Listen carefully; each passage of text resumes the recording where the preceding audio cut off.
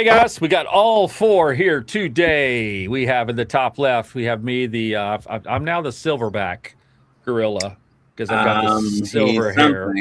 And then the top right, we've got all the way from Asia, we got Daniel Hopwood, the institution himself. We've got the bottom left corner, we've got the bankster, and that is Josh Morgan or JPM. And the bottom right, we have the ever busy, way too busy to even really join us, but he's doing it anyway. And that is Royce Wells, Quanticus Maximus, and the art of the dealster. We've got whether it feels like that or not sometimes. He is. I've heard him. I've heard him. Hey, I'll tell you when that cashes. Right? Yes. And we will listen. I'm Darin with Arbitrage Trade. Like I said, this is after the bell. This is actually Thursday, so it's way after the bell from Wednesday. We did have almost show up to work, you know. I know, right? I was on vacation. I went over a little bit to the east to Nashville and had 4 nights there, and saw Evanescence. Had a good time. We all need to take your breaks, guys. You got to take your breaks. He's an oversharer. He's to refuel. Yeah. To refuel. I'm not gonna share everything. Let's hope not. No. But you do need time away to refuel, to come back and work again towards your next vacation. That's just it's an ever rolling thing. Let me get the disclosure. Going on vacation as of this show. Oh, nice. I could tell. No, disclosure. We're not financial advisors. This is not financial advice. This information is provided is surely for educational and entertainment purposes only. Please always consult an investment professional before making any financial decisions. And by that, we mean we're not saying consult CNBC or Jim Cramer. Hey, Jim. How you doing, Jim? Not declosure. Declosure. Declose her? Is that what you said? Yeah. Oh, no. Come on. We play with words here. They both drank after that. Oh boy! Hold on, I can't. That was funny. That was funny. All right, let me set up the market here. I've got energy. I've been on vacation. All right. After the bell, let's see. We've got 618. That's today, Thursday. Dow Jones was 51,565. That was plus 0.14. That is up from last week. S&P 500, 7,500 even. Weird number, right at 7,500. Up plus 1.09. NASDAQ, 26,517. That was the winner of the day. If the Russell didn't surpass it, at 1.91% up. The dollar is over $1 now, or 100, at 159 cents. Excellent. Which is higher than last week, because remember we said it was right at 100. Crude, 76.58. That's down. Brent is down 79.33. Gold, 42.35, which is also down, and silver's down 65.90. 10-year is at 4.44. Which is actually down from last week. It went way up, and then it came back down after all the war speak. We got Bitcoin at 63,109, which is down. Ethereum 1714, which is up, and XRP, which is up to 115. And when I say up, I mean just very little bit. You can almost call it flat from last week. So that's the setup. What you want to add to that, Daniel, before we jump in this thing? I mean, I think the only thing I have to say is, we gapped up on Monday with the prospect that we'd get an end to this war or a deal signed by Friday, which I think happened while I was asleep. At least something was signed. And we kind of filled that gap, and we ended the day right on top of the 10 and 20 EMAs. So it's kind of like we're still in not quite up and to the right, but probably the most bullish position we could end the weekend given the circumstance. Yeah, the weird being Friday, being off, so options Thursday kind of thing, and then making moves before having the whole weekend to see if firing will happen again like it always does, and if they're going to start firing at each other again, even though we have this, quote, as they say, weak peace agreement. And how long will it take for the ships to get out of the Strait of Hormuz? And when will the U.S. vacate and stop playing, I don't know, tyrant in the Strait? And it's just, there's so many things that could happen. We've got now 3 days for that to happen before next Monday. So what do you guys think? What do you two think, Josh and Royce, about the market, the Strait, the agreement, all of that good stuff? Is it just all, we're right back to where we were in mid-May? So it's all charts. I mean, no, just to that point. I mean, funny things happen after 3-day weekends for the market. Yep. And so we'll see what happens on Monday. And I mean, that's right. Just given how, let's say flimsy this current agreement is, we'll see what happens. But I'm kind of expecting fireworks, and it's not even 4th of July yet. No. That was well played, sir. Well played. Yeah. Nice. Fireworks for Father's Day. Fireworks from Father's Day. I have to add this in because it's such a bad Father's Day thing to say, but I said the markets were washed up yesterday. You're welcome. Yeah, I read that in this. Yeah. I thought we had I am not. Well, I could let that go though. I could let that go. Yeah. Okay. He's going to be fired up for the 15th. Yeah. Yes. Fired up. Yeah. Fireworks are on the 4th. Fireworks on the 4th. All right. So, Daniel, we'll run on to inflation. And you're saying that just like the stock market, you love to say it's back. So go ahead and say it. I want to hear you say inflation is back, baby. Come on. I want to hear you say that. Well, I always say it about exciting things, Darin. Oh, okay. He's our friend. All the CEOs love inflation, though. They get more margin, they can charge more, and they can make more money because people are paying more, right? That is true. Regional banks have been on a recent strong run. But so CPI jumped to 4.2% in May. The main driver of it was energy, which rose 3.9%. And economists worry that, this will be not transitory and persistent, that the longer this war goes on. Obviously, with a peace deal and the Strait opening up, that does make this probably more in the more transitory bucket. So this could actually be a small blip. So I looked into this because I spoke with my friend Claude for a little bit to see. And Claude sad existence there. Go ahead. Well, I mean, he has lots of friends. Assistant, Claude, Gemini. Right. So I looked at when in 2021, right, when inflation really started during that cycle after they printed all the money, where was the core driver of inflation coming from? And the thing was with then, it was coming from everywhere. So the core CPI basket across the board was up. There wasn't one particular thing that was the main driver. And so it was kind of across the board, inflation was rising and the prices of everything were rising because they printed so much money. In this particular circumstance, it is one thing driving it, and it is energy prices from the war happening and from, less oil flowing through the world. So I do think there is, if we, I'm not saying this is the end of the war or the peace agreement or whatever. But if we do actually get an end to this, I mean, oil is trading at $75 for the first time in 4 months. So haters. It's what? I say haters. Yeah, right. Well, it's right. It's at a good place to bounce right into the beginning of next week. That. So I'm like I said, I'm not saying this is over, and if you look at the futures market, I don't think oil goes back down to 60 in the curve until a year and a half from now. So how oil prices at this price affect inflation, I don't really know. But there is a chance that it is more temporary this time than the prior inflation we saw because it is linked to one driver. And that being said, the longer this goes on, the more energy prices affect other things in the inflation basket, and then it becomes a real issue.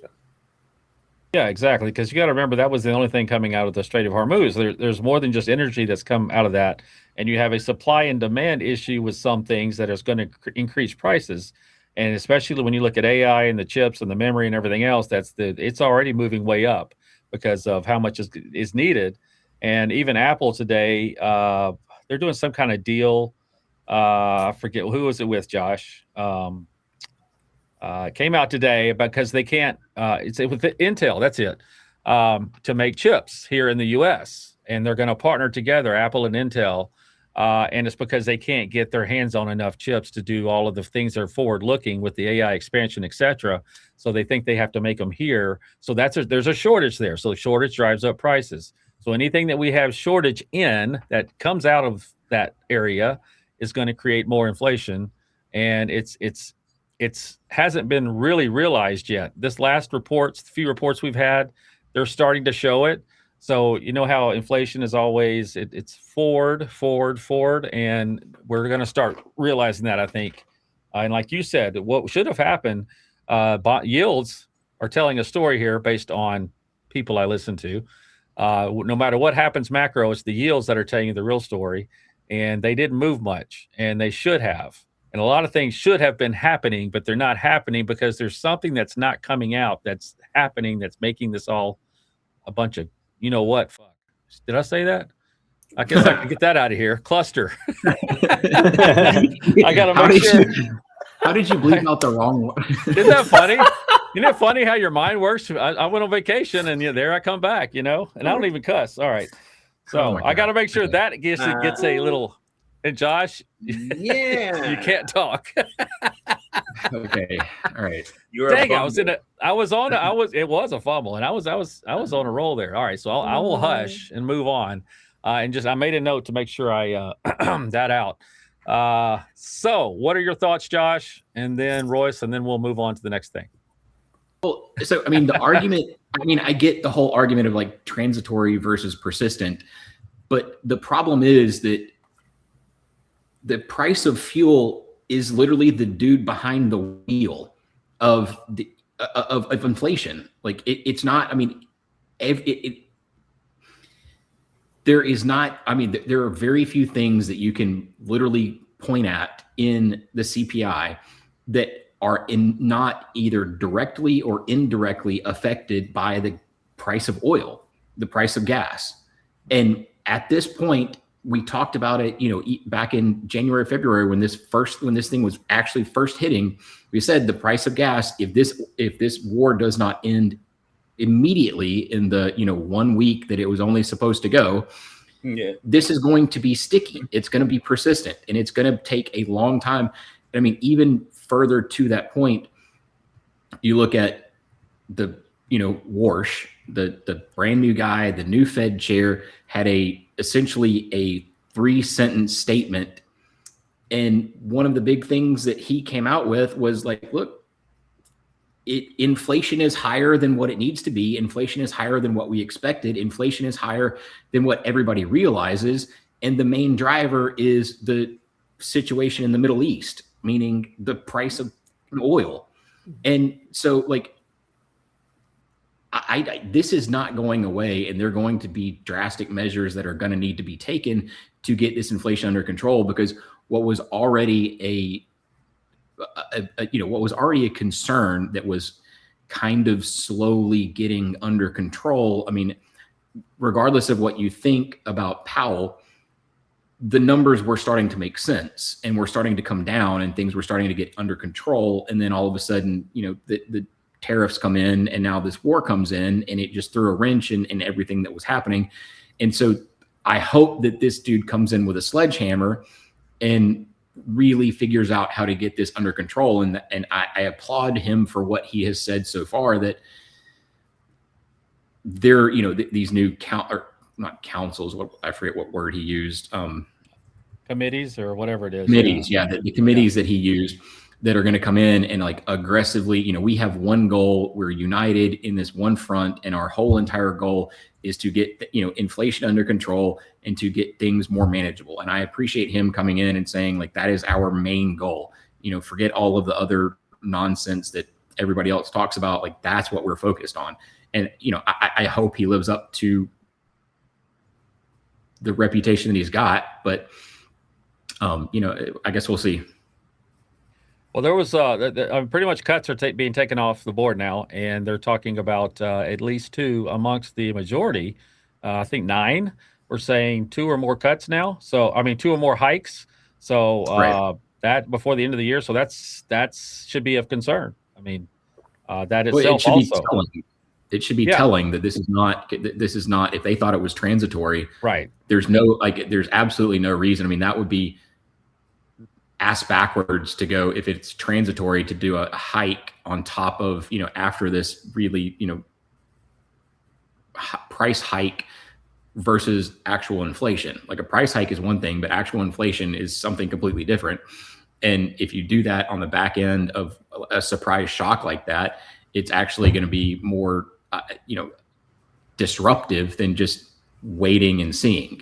And I think the fact that they took a very hawkish stance coming out of the gate tells you that, look, this is not transitory. This is sticky. This is persistent. This is going to stick around for a while, and we're going to have to do something different to get it under control. Visually, this is kind of funny. I get a picture of a whack-a-mole game, and the you already know what I'm going, I think, and it keeps. And Janet Yellen keeps popping her head up and going, transitionary, and you're trying to whack it back down again, and you have to keep doing it. Inside thought, not outside actions. Transitory. Transitory. Okay, all right. I have transitory thoughts. All right, let's move on. You said people are feeling the pain now. You were talking about a 401k savings hitting a record, but at the same time, 6% of people withdrawing. That's a Vanguard stat you gave. I'm adding on to that a a lot of private equity funds are having to limit withdrawals and go back to the fine print and saying that we can't go over 5%. We can't go over because the requests are going up to 13%. 15% of funds, and that kind of acts as a rolling stone, because then others say, wait a minute, then the very next time I can withdraw, I'm going to withdraw as much as I can, and the very next time, and it's going to keep going that way. Run on the bank of belief? Yeah, because they don't trust.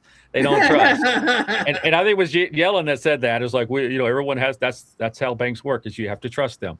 And if you start not trusting them, then we have a huge problem. So that's a matter of national security, is what she said. Any thoughts there? What do you want to add to that, Daniel? And then we're rounding up near 5 here. So, yeah, I think I just put that in there because we just talked about how inflation is back, but yet a lot of things in the economy still feel strong. And this was kind of just like a point of the bottom half of the K, if you will, are seeing some pain, right? It's like, yeah, we hit, record highs in 401k savings rate, but we also hit a high of hardship withdrawals, which hardship withdrawals are like avoiding a foreclosure, eviction, or like covering medical bills. To your point, Darin, I was listening to something the other day, and they were saying that like the private credit equity stuff could be like a, not an 08 kind of thing, but like a bigger deal than like what people are making of it. And I think that's not something to forget about, because who are the people that are invested in that? It's the top of the K, and the top of the K does 50% of, more than 50% of the spending in the economy, and they own the stock market. So if they start to get scared, an economic recession. An economic recession doesn't cause the stock market to go down anymore. The stock market going down causes an economic recession, and all the people who own the stuff at the top getting scared could trigger one of those things. And that is starting to happen. The same thing. In fact, if you look at some charts, in my favorite place, Fred, it surpasses the 2008 in some of the metrics.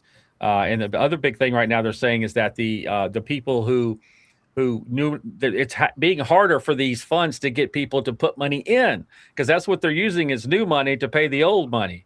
And that's part of the equation that still has to happen, is that new money coming in. And that's actually not, I guess you just call it liquidity, is draining. And it's draining out the bottom and not new water coming in the top.